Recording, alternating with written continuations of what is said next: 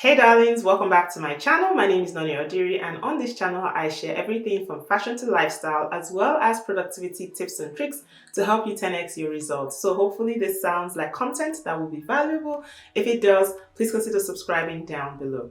So today's video, I'm going to be looking at how to reinvent yourself and how to become the woman of your dreams in 2023. I don't know about you, but in 2022, I had a vision of what I wanted to be in 2023. The steps that I'm sharing today are things that I have implemented in my life, and I have been seeing massive results. So I thought it would be great for me to come on here and share those tips and tricks with you. So the first thing you need to do when you are looking to transform your life and to become the woman of your dreams is you need to decide to become her. Okay, everything starts with a decision. You have to make the decision for yourself. No one is going to make the decision for you. You need to be really clear about what it is you want, because if you're not clear on what you want, then you're just going to be chasing different things and you're going to be going round and round in circles. You have to be really clear on what it is you want. Take a pen and a paper and begin to just jot down, what does this woman look like? How does she show up in society? Like the woman of your dreams, what does she do? What industry is she in?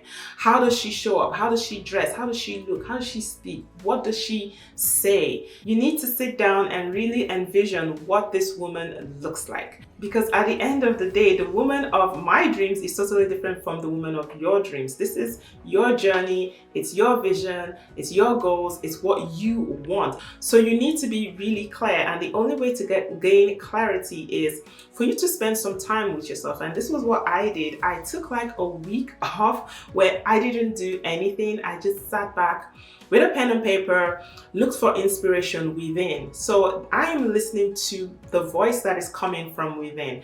A lot of the times we get bombarded with so much information coming from social media, celebrities, television, all of that.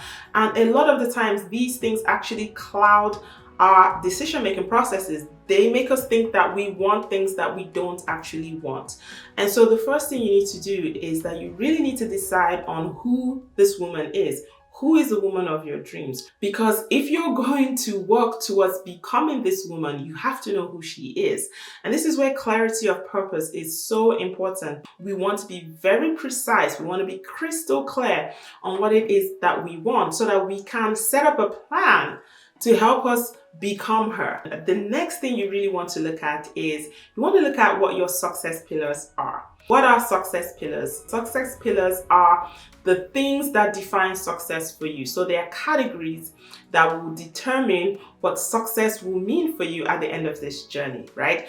Now, this is very personal to you. It's personal to everyone. So everyone's pillars of success will be different. So I'll give you an example. My own pillars of success were family, financial was 2, spiritual was 3, and community was 4. So I personally had 4 pillars of success. These were the things that were going to define my transformation. These were the things that were going to reinvent me and help me to become the woman of my dreams. For me, these were the things that were going to determine if my journey at the end of the day was successful.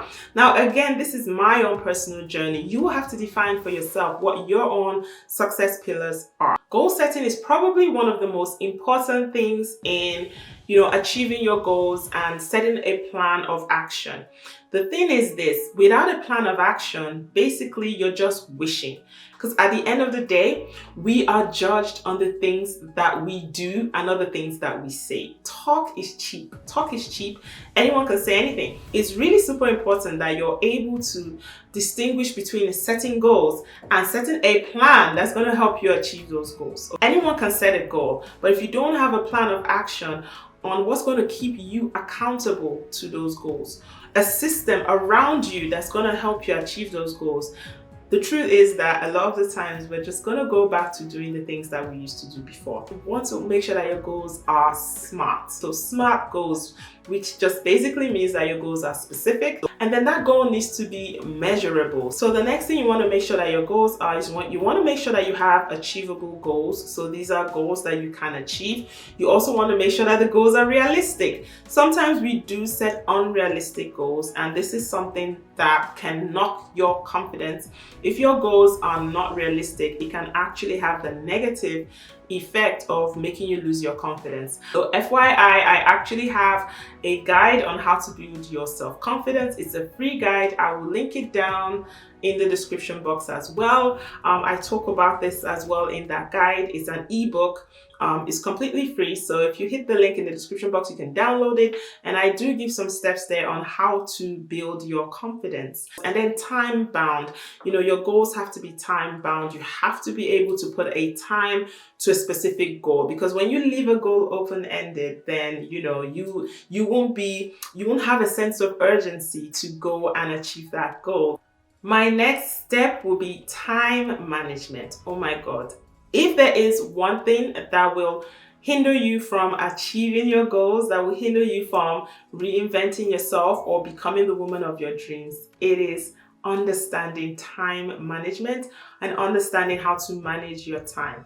Listen, time is a resource that is given to all of us freely, and we all have the same amount of time, right? I mean, I don't mean in our lifespan, because I know that might differ, but I mean in every given day, we all have 24 hours. No one has more than anyone. I don't have more than you, you don't have more than me. Mark Zuckerberg has 24 hours in a day. He doesn't have more time than I do. Oprah has 24 hours. What's different, I think, is our negotiation with time. It's how we're trading with time. What are you willing to trade with time in order for you to receive the results that you want? Listen, I used to be one of those people who would go around saying, oh my God, I have 2 small kids. I just don't have time to devote to my YouTube channel. I don't have time to start another business. I don't have time to do this and that. And at the end of the day, I just realized that those were just excuses, and I just wasn't negotiating with time effectively. So how do you negotiate with time? It's very simple. What are you willing to give up? Okay? What are you willing to trade? When you come to the marketplace, you got to trade something with time. So, are you willing to give up 1 hour of Netflix? Are you willing to stop scrolling on TikTok for hours on end? Are you willing to give up girls' night out, Netflix, movie nights? Even sometimes family time might have to suffer a bit, depending how you balance it. But at the end of the day, how do you manage your time? Are you going to have to wake up an hour earlier in the day so you can shoot a video or you can create content for your business? Are you going to wake up at night when you put the kids to sleep so you can do what you need to do for your business or do what you need to do for yourself? At the end of the day, it all has to do with how we trade with time. In a journey of transformation, and when you're looking to reinvent yourself, you really have to take a deep dive into your relationships, because a lot of us are holding on to relationships that God is trying to get rid of in our lives. And unfortunately, that is just the case. Not everyone that starts the race with you is going to be there at the finish line, and not everyone is going to be at the sidelines cheering you on. Some people are not going to get it. They're not going to understand what it is you're doing. Some people are going to think that all of a sudden you think you're better than everyone else because you've started demanding for certain standards in your life. And so relationships are a tricky one, but you have to learn how to manage them. You have to learn when to let go of some certain relationships. And especially when you're trying to level up, when you're trying to change your life, there's some people who just are not going to be able to relate with you anymore.